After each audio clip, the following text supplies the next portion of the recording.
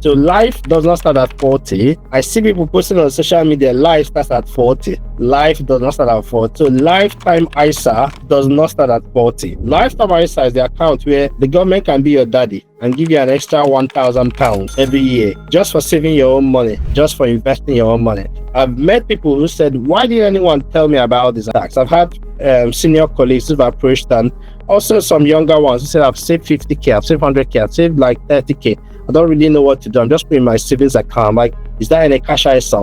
No, it's just my savings account. I'm like, you're owing HMRC money. Do you know that?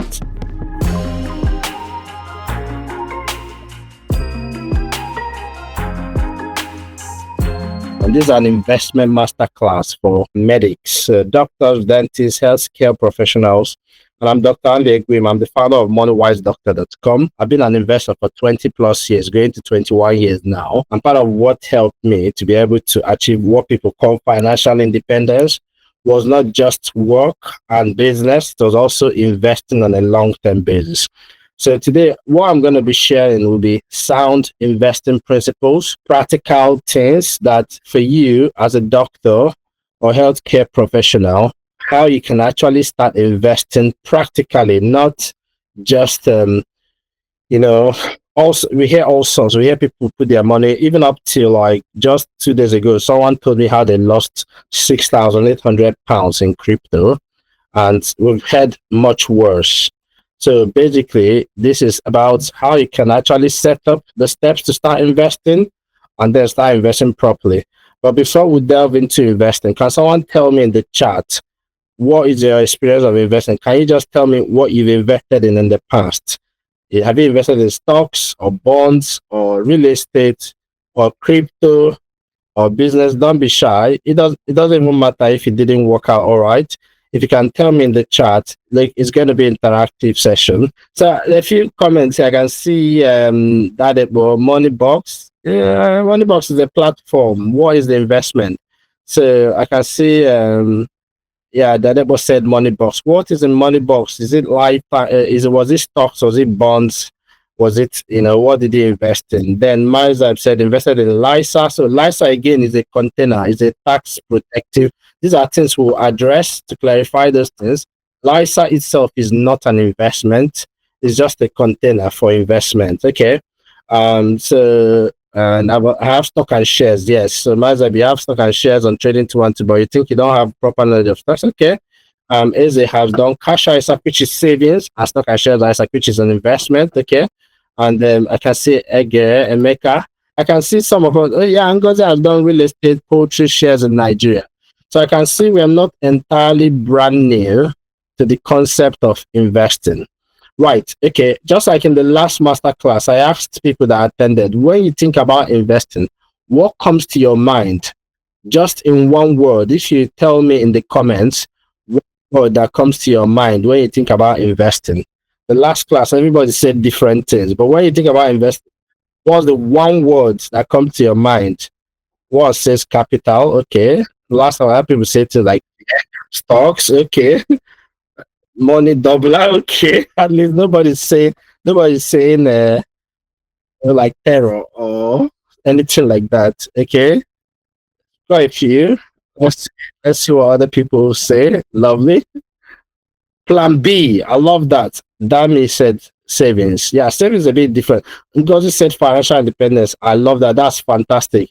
So basically, we are not entirely new to the concept of investing. Gogu says growing your money. Right. So that's all important when it comes to investing. Rosalie says retirement plan. That's really important, isn't it? A lot of doctors, we find out, having now spoken to thousands of doctors now, I found out that most doctors don't even think about retirement till when it's getting a bit late. They start thinking about it when they're already closer to retirement. So the best time, Oloke said early retirement. I love that. Okay. So the best time to start thinking about investing for a retirement, like in my present case, I don't know, I might not say retirement, I might say financially free. I can say financially flexible, but basically what it means is that money does not limit what you need to do. I still don't own a Ferrari. I don't own a private jet, but I just have freedom, time freedom. So investing is sort of looking long term. I agree with all of that. And it all sounds very positive. The last time people say things like fear, terror, and the rest of it. All right, I think we should jump in now. I've got a few things I want us to highlight on. First of all, when it comes to investing, we usually say the most important thing is the foundation. So getting the right foundation is really important. So I don't know how many of you managed to look at the video, or if you've seen my presentation, I call 7 things you need to do before you start investing. 7. There are 7 steps to take before you even start thinking of investing as a doctor or healthcare professional. Now, this is really important to secure your financial foundation before you start investing. Now, I've covered these 7 steps in a simple guide that I've made available for you in the link in the description. You can download it. It will help you to build a solid financial foundation, avoid common investing mistakes, and also make tax-efficient investment decisions. Start your investment journey the smart way. Download the guide now using the link in the description, and good luck on your investing journey. Now let's get right back to the episode. Because what tends to happen is that people start investing, but if they haven't had that proper background, they tend to then get to the point where if there are opportunities to, capitalize, when the opportunity to invest, if they haven't got a proper emergency fund, they haven't got a proper investing education, there's that risk of them saying, "Oh, I don't really know what's happening, I'm going to sell." Or even underexposing themselves to opportunities. For instance, January, the stock market was down. How many people bought anything during January? Just give me a thumbs up when the stock market was down. I'm not saying it's the best time to buy, but the stock market was down. Okay. Right. So a few people, yeah, a couple of people. Okay. Right. So you see, a lot of times people we tend to do the opposite. Like when the market is crashing and when there are opportunities to buy undervalued stocks, we tend to flee because that's human nature. We're like, "Oh, scared. What's happening? Oh, it's all red." But most times, where I've been quite fortunate was doing the exact opposite. Now, that doesn't mean I buy everything that is going down. Because remember, sometimes people think they are buying the deep, but they are buying a falling knife. And then for some other people, who I think are the majority of us here today, we're not interested in whether the market is down or up or down or up. You want a consistent investing strategy, and that will be people who do passive investing, where you invest a particular amount of money, maybe dollar cost average or pound cost average. You invest a particular amount of money for a period of time consistently, and then look at it compound over time. So we are going to delve into all that. I'm going to take questions at the end of the presentation. Is that all right? I think for some of us, I suspect you might have seen a couple of our videos, and even if you haven't, don't worry. We're going to delve into the principles of investing practically, and then we'll have opportunities to ask questions. We're going to cover things like, okay, what do you need to do? What are the foundations you need to set up before you start investing? How can you be tax efficient in your investing? Because there's a huge difference. If I'm investing tax efficiently and you're not, we're not going to get the same results. Even if we get the same investing results, I'll be going home with much more money. And after a while, the space is very large. We look at things like how to do due diligence. What is not an investment? Sometimes people do trading. And someone said, okay, if you give me your money, I'm going to put it into this crypto and then it will double or triple and then I'll give you back some of those things. Any investment you don't understand, you don't want to do. Right. So a little about me. So I'm Dr. Egwim. I've already done that introduction. These are some of my social media. Yeah, this is lovely. My social media handles, MoneyWise Doctor. You can follow MoneyWise Doctor on Twitter as well, or X, they call it these days. Or you can follow me on Instagram. So basically, I started MoneyWise Doctor to share my experience, my investing journey. And I started MoneyWise Doctor after a few months after I've left my salary job and I was free. And I was just thinking, what's the next thing? Jump into AI. I bought like chatgptdoctor.ai. I still own that domain. But along the line, I realized, look, for the last more than 20 years, right from medical school, I was that guy that was teaching my consultants how to invest. I can see some of my medical school classmates are here at this moment. Some of them are consultants, some are GPs. They will tell you that right from medical school, I was teaching investing seminars, being on TV, radio, running seminars and all that. Most people wouldn't even know that I was a student or even imagine I was a medical student.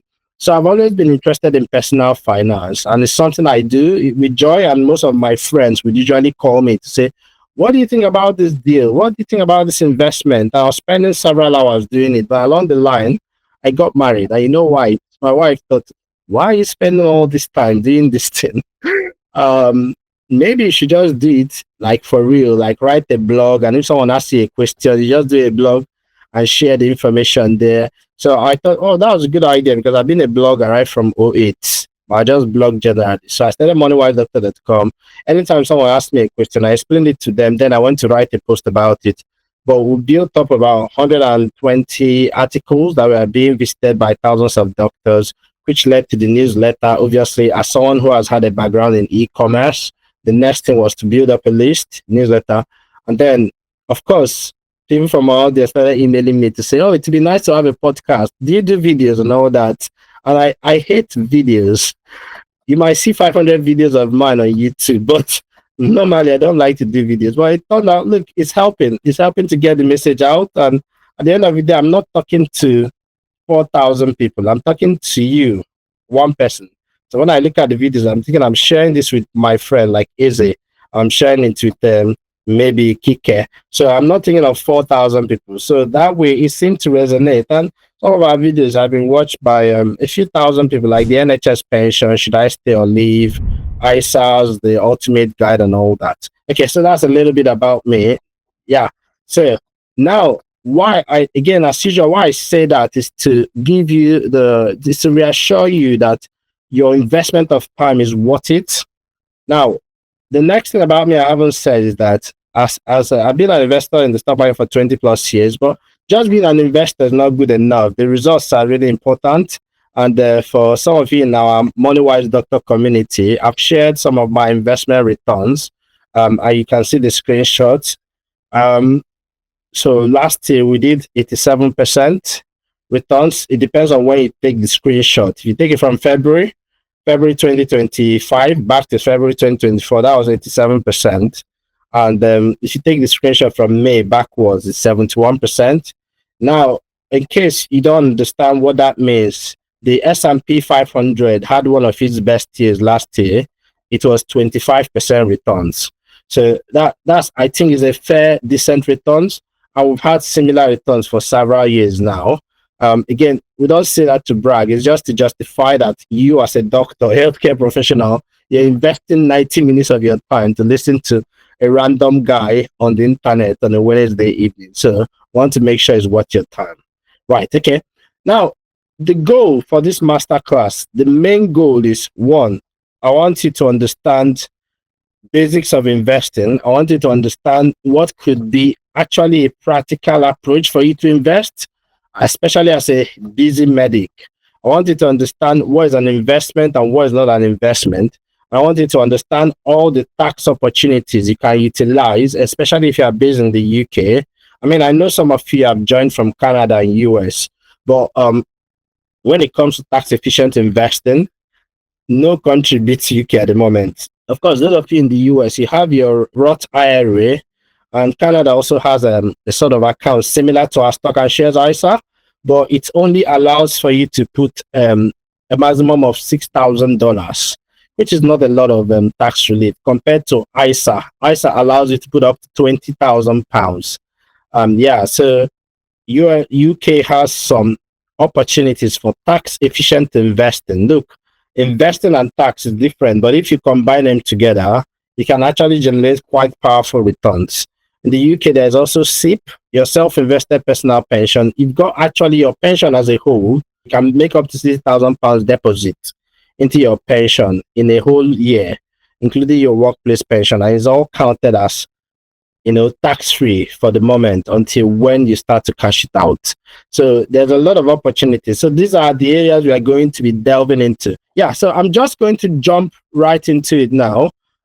So what makes this different? Why is it important for you to be in this? There are multiple people out there, including 17-year-old YouTubers who are out there teaching investing. And with AI now, anyone can generate content, and people can read books or watch other content and then reproduce. In fact, we've had people take our content verbatim and reproduce it and just change the name of the author. And we say we don't mind. Imitation is how do they say it? Is the highest form of flattery, isn't it?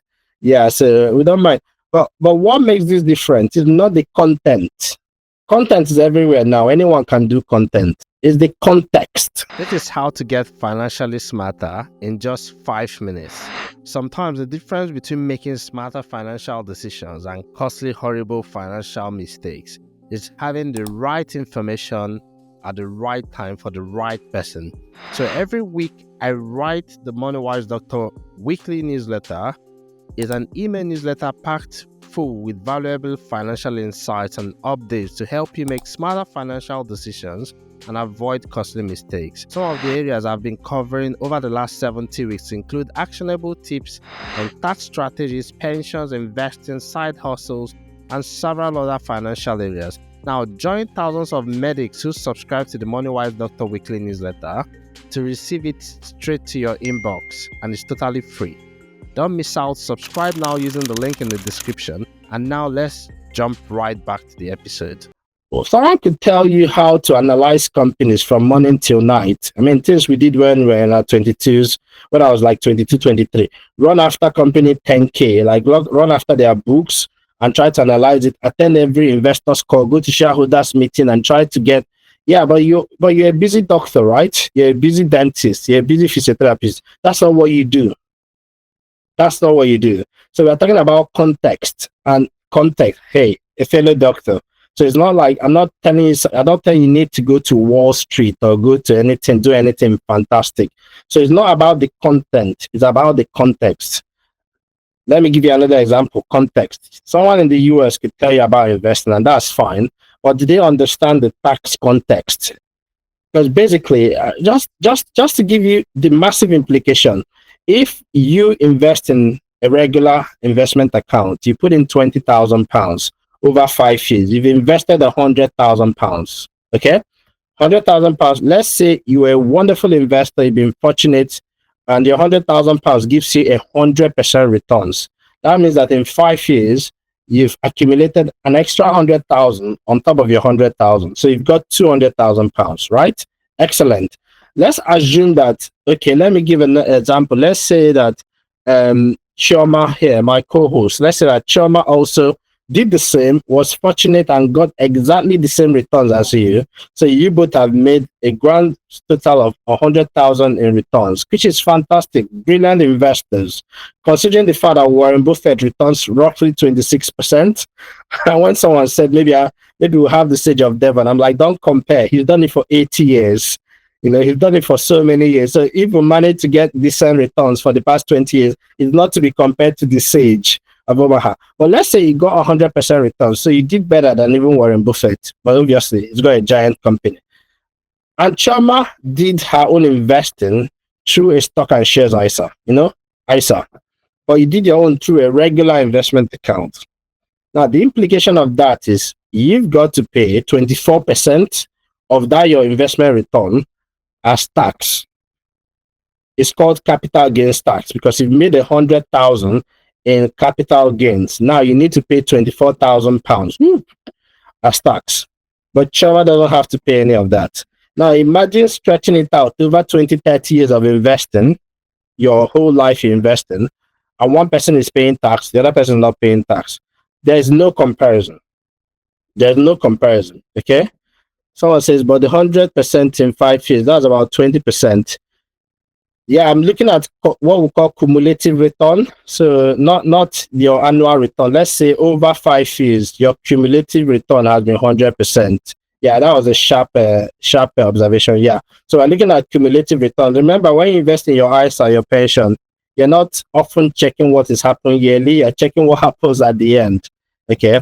Right, but the example, the key takeaway from there is that someone at that point who wasn't paying tax is going to take home 100K. You're going to take home £76,000. Now, guess what?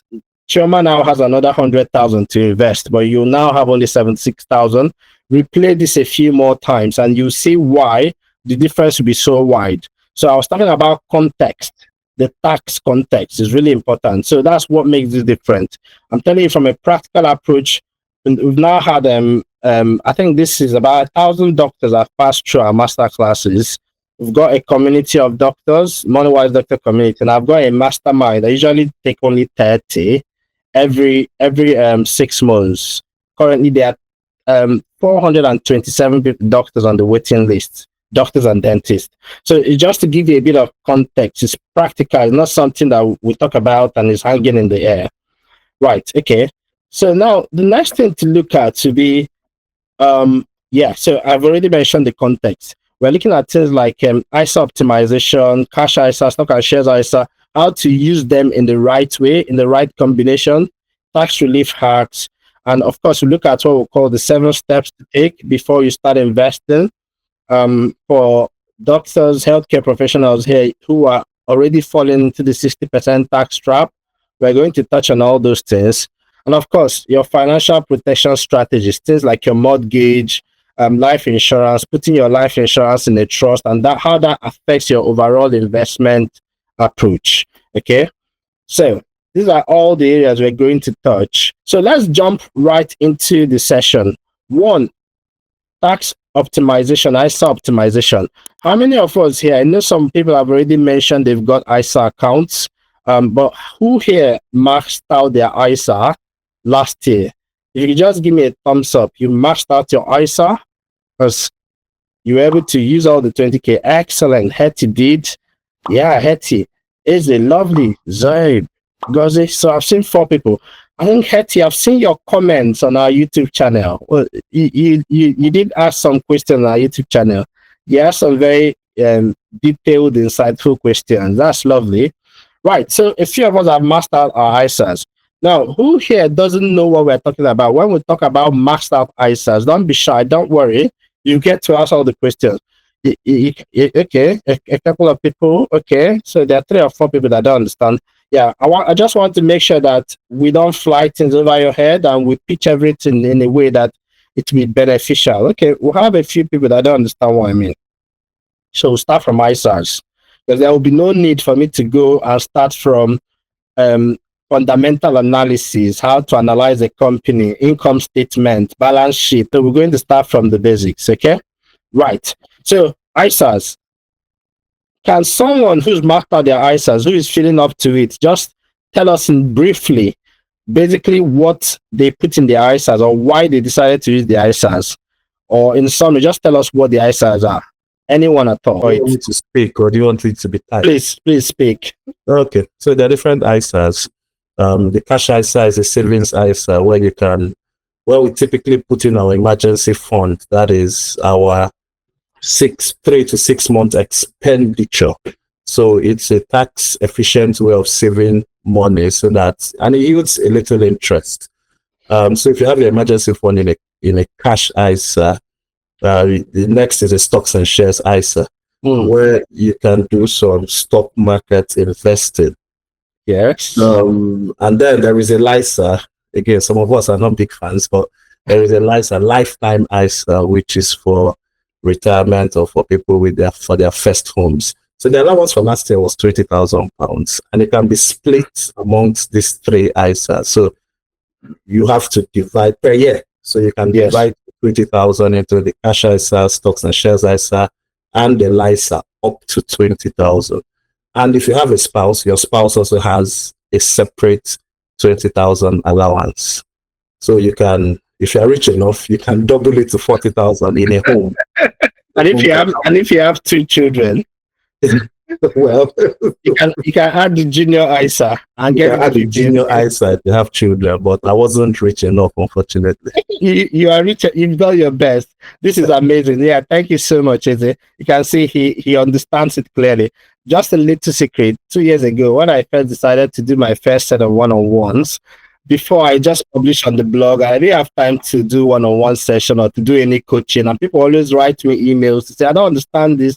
Do you offer appointments, one-on-one sessions? So Eze here was my first one-on-one session, and he's a professor. Yeah, it was very interesting. And he's been following the journey all along, and he's been a big support as part of the community. So thank you for that explanation. Now, this is a very crucial topic. Have you secured your family's financial future? Many times you're busy as doctors and healthcare professionals. That's fine, but if we overlook our life insurance and income protection until it's too late, you're taking a bit of a risk here. I mean, nobody can predict the future. You need to protect what matters most. Think about life insurance and income protection. This is really quite important to protect your most valuable assets. Now, if you're not sure about what you need or how to go about it, check the link in the description. I have a free guide that can help you step by step.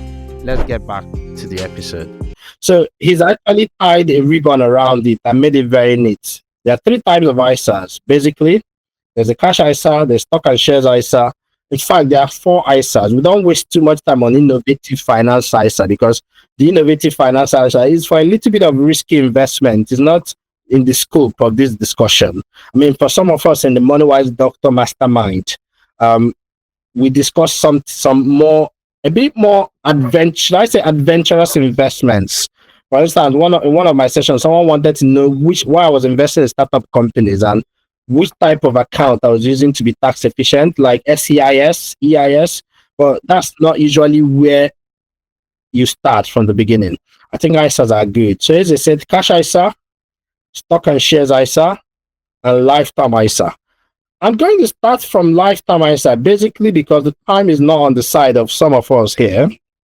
What I mean when I say time is not on the side, doesn't have to do with your age, but it does have to do with what age you are eligible for the ISA. So life does not start at 40. I see people posting on social media, life starts at 40. Life does not start at 40. I know because I'm approaching 40 and I don't feel like my life is just starting. What of all the things I've done? Are you going to discount them? So lifetime ISA does not start at 40. Once you cross 39, get into 40 years of age, you can't open the lifetime ISA anymore. Why is that important? Now, lifetime ISA is the account where the government can be your daddy and give you an extra £1,000 every year just for saving your own money, just for investing your own money.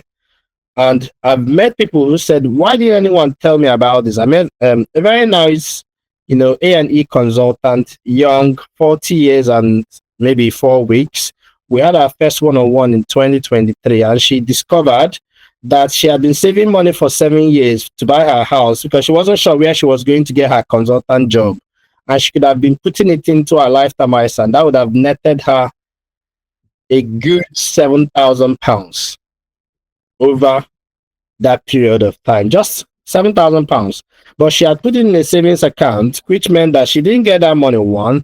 Then secondly, she had to pay tax on her interest in that savings account. Her savings generated enough interest that she needed to pay tax on it. Some of you don't know that your savings are generating enough for it to pay tax. I've had senior colleagues who've approached, and also some younger ones who said, I've saved 50K, I've saved 100K, I've saved like 30K. I don't really know what to do. I'm just putting my savings account. I'm like, is that any cash ISA? No, it's just my savings account. I'm like, you're owing HMRC money. Do you know that? I will explain it later. But basically, the lifetime ISA is one of the ISAs I talked to you about. If you are less than 40, lifetime ISA is really important. That's the next thing you should be thinking about. It has pros and cons. If you're above 40, don't worry about it. There are many other ISAs you can use. There are 2 of them that you can use quite effectively. So the lifetime ISA one is for buying your first home or for retirement.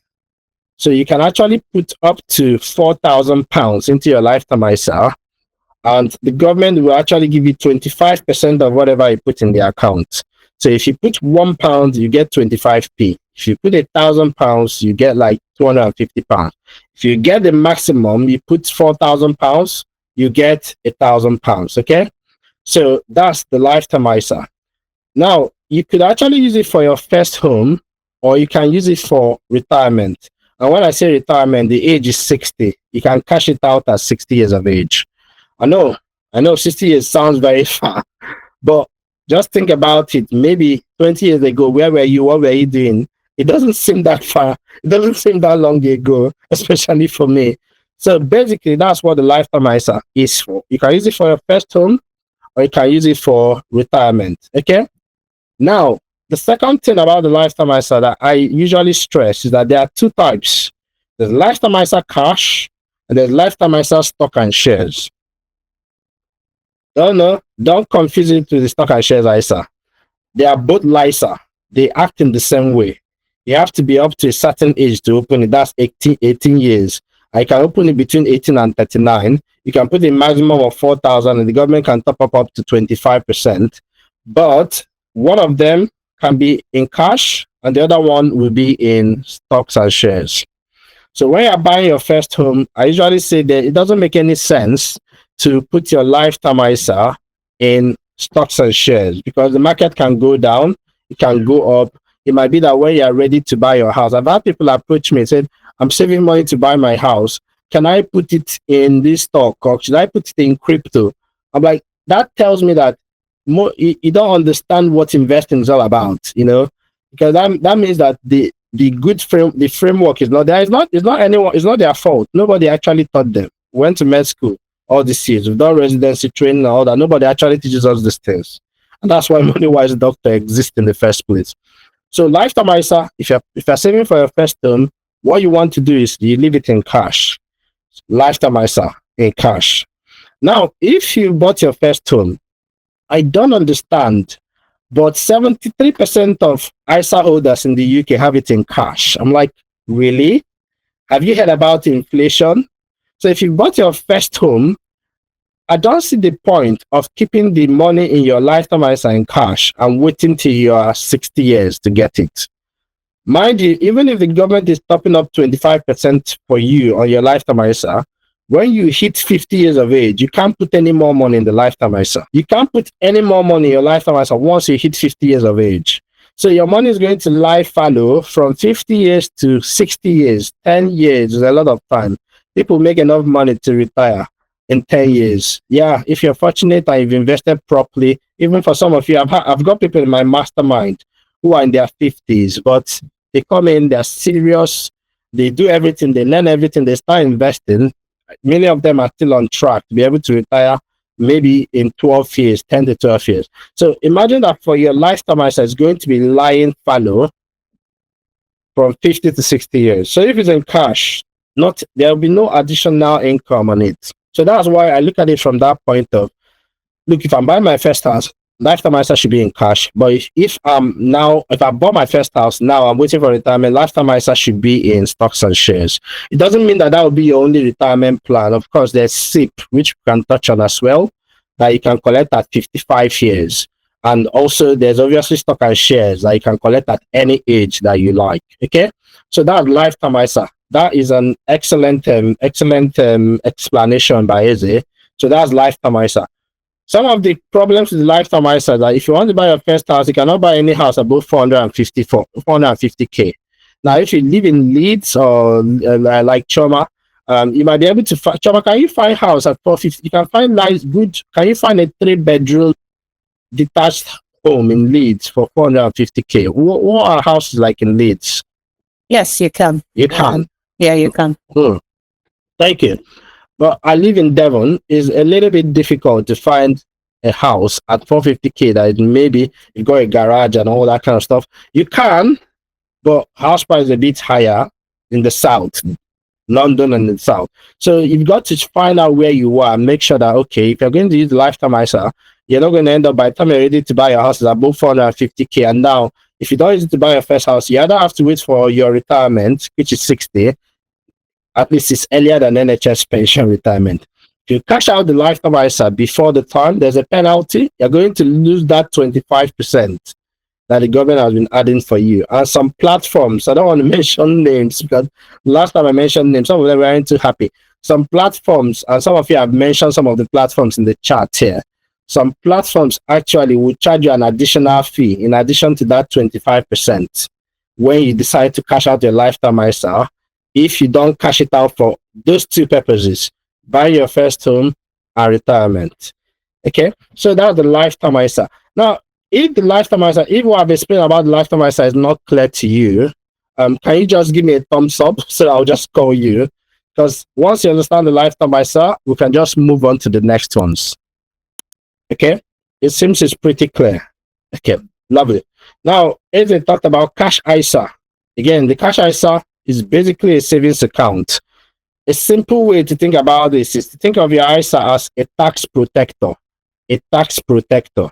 So whether it's cash ISA, your savings interest. Stock and shares ISA, it protects your capital gains tax, your capital gains from tax. And then of course so even if you save your money, you're just saving it, you're not using it yet. You want to put it in a cash ISA. Why? Because there's something called PSA. For doctors here, I'm not talking about prostate specific antigen. Or for healthcare professionals here, the PSA is not prostate specific antigen. It's personal savings allowance. Now, whether you know it or you don't know it, in the UK, when you save your money, after the money has been taxed and you put it in your bank account, if you save it and generate interest, the government says you've got to pay tax on that interest. If you don't know about it, fine. If you have any issues with HMRC, they will request for your accounts. If they request for your accounts, they might notice you've not actually been declaring it and paying it. How do I know? Almost, yeah, I write back and forth letters with HMRC. Last year, HMRC came up with the idea that I was owing 11,000 in taxes, 11,700 or 900. They wrote me a letter, brown envelope, love letter. I wrote them back, said, no, we settled this in 2021. And you guys gave me a check for 1,001 because you were the one owing me. A lot of back and forth. They write me back, said, okay, they've added interest. It's now £12,000. And I'm like, no, you can't add interest. We haven't settled it. And there's this back and forth. It's taking 5 months, 4 months. And then they brought in a senior examiner or investigator or whatever who wrote a letter to me as well. And then they requested for my accounts. So in case you don't know, HMRC can request for all your accounts. And they requested for my accounts. And after everything, it came back from 12,000 to, because I wrote to them to bring it down to the original amount of 11,000, which they did eventually. And the case was settled after almost 8 months. And do you know how much? Some of you in my mastermind might know how much tax I eventually paid. Do you know how much out of that penalty they were asking for? Or extra tax? Zero. And guess what? If I had just agreed and paid then, they say, okay, you can go into a payment plan. I'll still be paying the money till now. So it's really important to understand your tax situation and understand that it's not the job of HMRC to save you tax. It's your job. Remember rule 1 of the MoneyWise Doctor. And the MoneyWise Doctor rule 1 is that you are the chief financial officer of your life. You are in charge. It's not your accountant. It's not your financial advisor. It's not me. You have to be in charge. Understand just enough. You don't have to know everything, but understand just enough. Why I stress that is that taxes, sometimes you don't even know that you're owing tax. Then suddenly you make some money. Then you fall into the 60% tax trap. And they will never call it the 60% tax trap. They will say you've lost your personal tax allowance and then they charge you more. Okay? So that's why it's really important. So cash ISA, if you're going to save, you want to save it in a tax-free account. If you save in a regular account, you are liable to pay tax on your savings. Now, not everyone pays tax on their savings interest.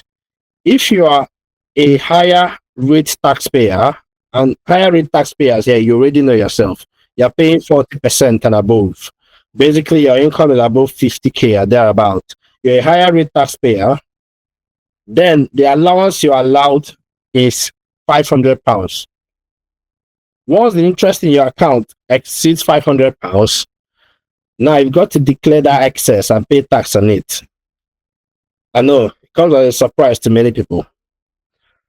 But if you're a basic rate taxpayer, you're lucky, you're paying 20%, then the allowance is £1,000. Recently, in my one-on-one, the doctor in the one-on-one, he's got like private practice and does all that kind of stuff. He's an additional rate taxpayer. His own allowance is £0. So if he saves money, any interest he gets, he's got to declare it and pay tax on it. How to avoid it? If you use a cash ISA and you put it in a cash ISA, remember what I said, ISA is a tax protector, then you don't have to pay any tax on the savings interest. Okay? I think that's basically clear. Why this is important is that one of the 7 steps to talk about before you start investing is to have your emergency fund. And for some people here, the emergency fund might be up to 10,000 or 20,000 or whatever it is. Okay? If you don't understand emergency fund, I'll explain it in a minute. So if you just leave your emergency fund in a regular account, it could actually be generating interest that you then eventually have to pay tax on. But that doesn't mean you should put it in an account you can access. You need to make sure that you can access that account. If you put it in a cash ISA, the most important thing about emergency fund, you should be able to access it within 24 hours. Okay, so I'm going to pause at this point. If anyone has any question around the things I've asked so far, I've explained so far, yeah, feel free to ask before we crack on. There are some questions in the chat box. Right, okay. When you say you have 20K tax free, does that mean you apply for tax refund at the end of the year since you already paid tax on your income?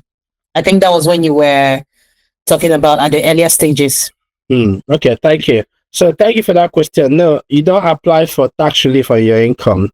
ISA, this is really important. ISA is money you get after you've already paid the tax on the income. Okay? Compared to pension, which basically is assuming that, okay, the relief is before any tax.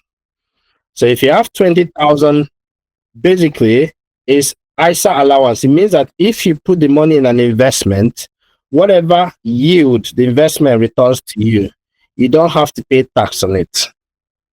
Normally, and I've invested in different countries, now maybe 3 or 4 countries now.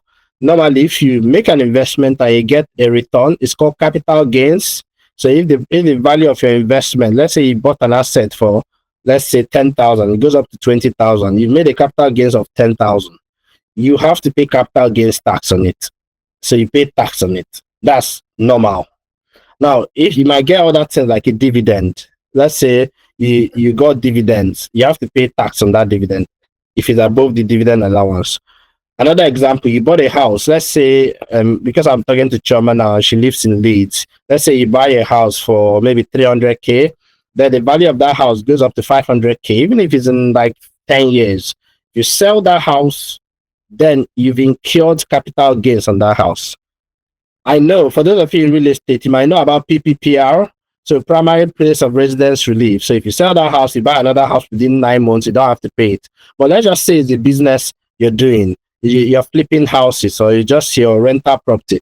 If you buy a property and the value goes up, if there's capital gain on it, you have to pay tax on it. Okay, that's normal. Now, the same applies to stocks or bonds. If you buy any investment and the value goes up, you've generated capital gains, you've got to pay tax on it. That's normal. The same thing, if the house gives you rental income, you've got to pay tax on it. So if your stocks and shares gives you dividends, you've got to pay tax on it. But if it's all inside an ISA, this is why I keep explaining, the ISA is not an investment, it's a tax container, it's a tax protection. So if you put the money inside an ISA before investing it in whatever you invested in, that means that there's no tax on it. That implies, that's the best way I can explain it. You have no business with tax.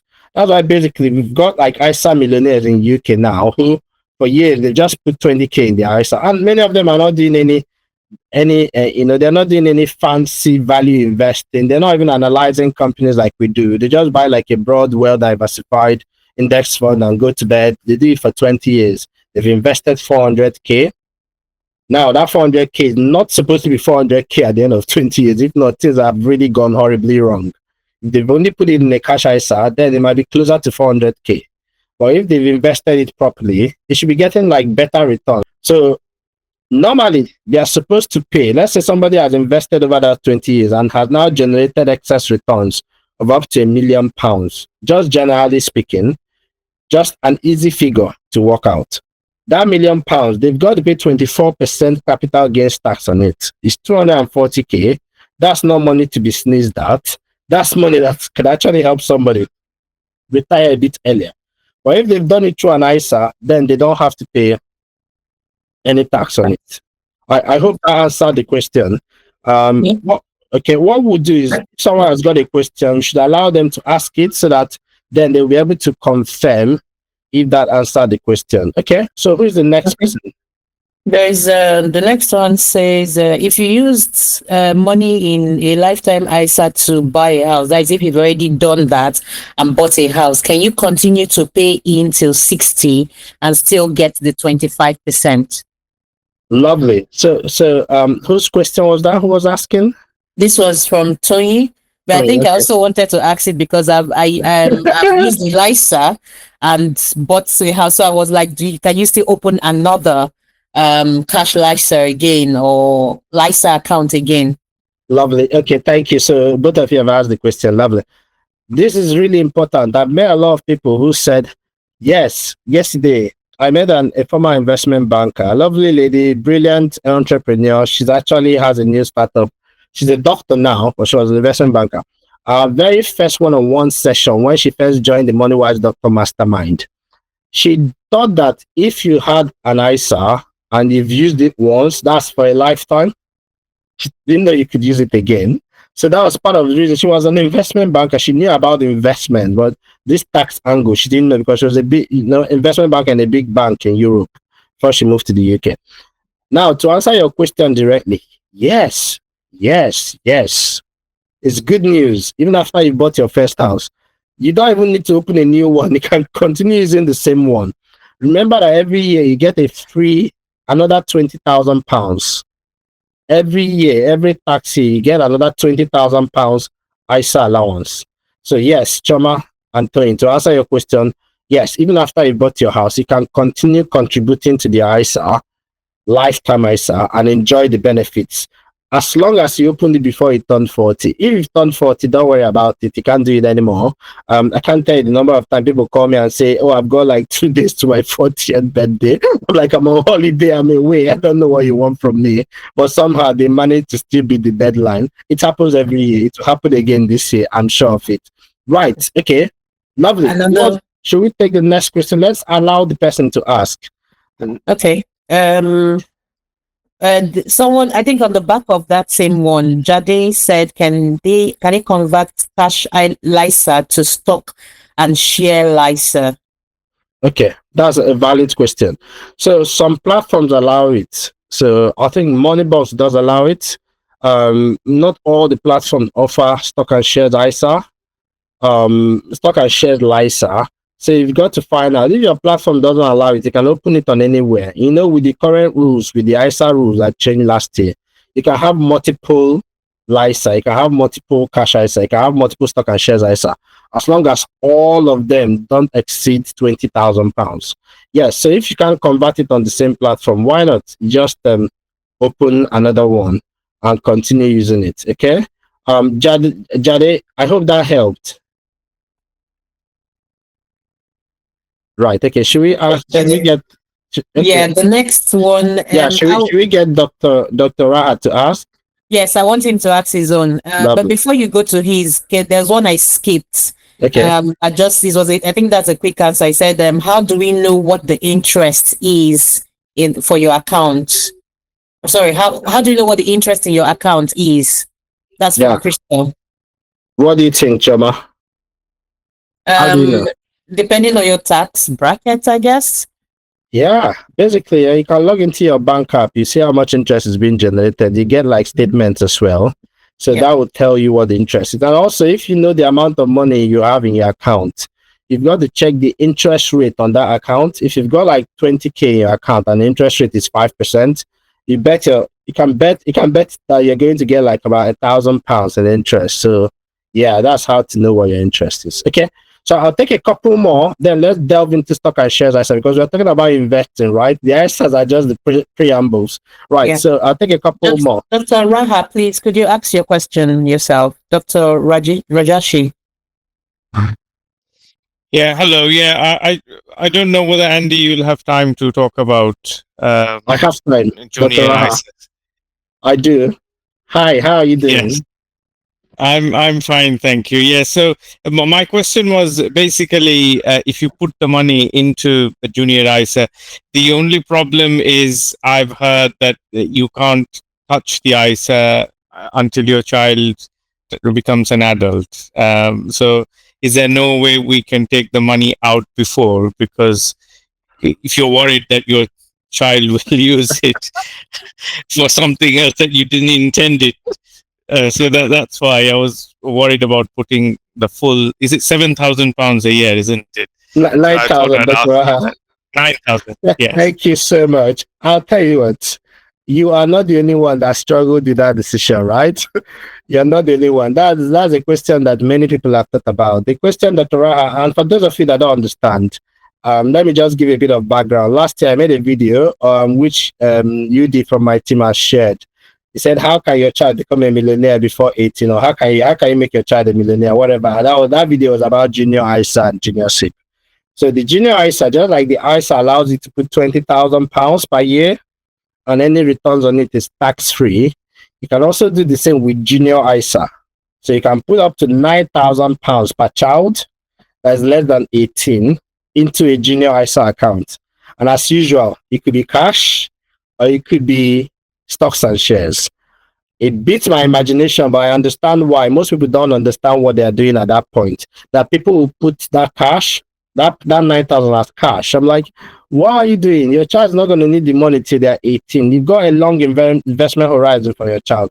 Why would you just leave it in cash, knowing about inflation? Recently, I published an article about why £100 that you had 10 years ago in 2015, when I first came to the UK, £100, what you could buy then, you're going to need at least £136 now to buy the same thing.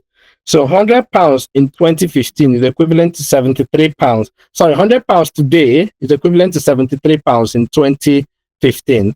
Now, that's not a figment of my imagination. I didn't just wake up and dream about those figures. You can check them out yourself you can check them out for yourself on Bank of England website. You can see those numbers. I know you're a very busy doctor. You're thinking, what am I going to do? Those are the kind of things I like to do. So I go to run the numbers. So the value of money actually gets, with inflation, the value of cash gets eroded. I'm sure we all know that. That's why we are learning about investing. Now, Dr. Raha is asking about junior ISA. There are some rules around junior ISA. You can invest up to £9,000 for each child. Can you take out the money? No. If you invest that money for your child, when they turn 18, they automatically get access to that account. It becomes their money. And Dr. Raha is wondering, I don't know, what if the child decides to throw a massive party, sweet 16 or sweet 18 party, or decide they want the Ferrari, or decide they just want to travel to Thailand, and maybe you thought that money will be used for their education.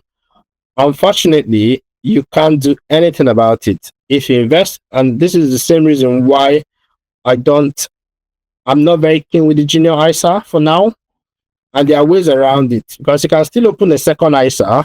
If you've not mastered your 20K, you can open a second ISA. If you master your 20K, you've not mastered your partner's or your wife or your husband's 20K, you can decide to master that out. But once you open it as a junior ISA, no, you can't take it out, Dr. Raha. And when they turn 18, they have access to it. Now, having said that, there are a few exceptions, just a couple of exceptions, very limited. And one of them is terminal illness. That's not what we hope or pray for. But if the child becomes terminal ill, you can apply to HMRC to access the funds early. So that's very rare exception. Now, secondly is the death of the child. If the child passes away, again, not something we hope for, the funds will become part of their estate. Okay? So, but otherwise, at 18, when the child turns 18, the JISA or GISA or junior ISA automatically converts into an adult ISA in their own name. At this point, the now adult child gains full control and can withdraw the money or continue to invest it, hopefully, as they wish under adult ISA terms. Does that fully answer your question, Dr. Raha? Very clear. Thank you very much, Andy. Thank you. We've struggled with that as well. Thought about it. How am I supposed to know whether they're going to be good with money? I don't know what they might decide to do. We're going to teach them and teach them everything, but they might decide that, look, I want a Ferrari, and that's what I want for my 18th. Right, okay. I'm going to take one more question from Elizabeth, and then we're just going to go into stock and shares ISA, so that we'll have enough time to deal with the other things like 7 steps before investing, tax relief tax, 60% tax trap, and then we'll come back and take more questions.